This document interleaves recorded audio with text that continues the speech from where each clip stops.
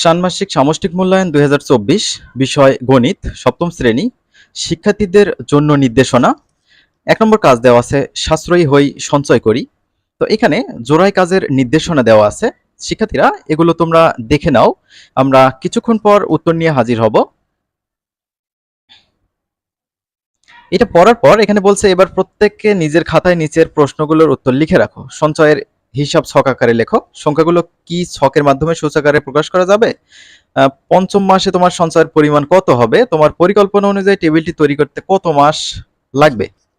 কাজ ২ দেওয়া আছে পরিমাপে দক্ষতা বাড়াই দলগত কাজের নির্দেশনা। কাগজ কেটে একটি ত্রিমাত্রিক মডেল তৈরি করতে হবে। দৈর্ঘ্য প্রস্থ উচ্চতা সমান থাকবে। দলগতভাবে কাজটির পরিকল্পনা করো এবং সবাই মিলে মডেলটি তৈরি করো। এবার প্রত্যেকে নিজের খাতায় নিচের প্রশ্নগুলোর উত্তর লিখে রাখো।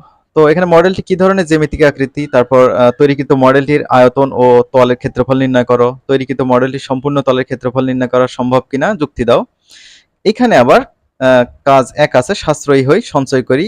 উল্লেখিত টেবিলটির একটি পৃষ্ঠের ক্ষেত্রফল ও তৈরিকৃত মডেলটির একটি পৃষ্ঠের ক্ষেত্রফলের অনুপাত কত হবে? কাজ ১ সাশ্রয়ী হই টেবিলের তৈরিকৃত মডেলটির সমগ্র তলের ক্ষেত্রফল শতকরায় প্রকাশ করো।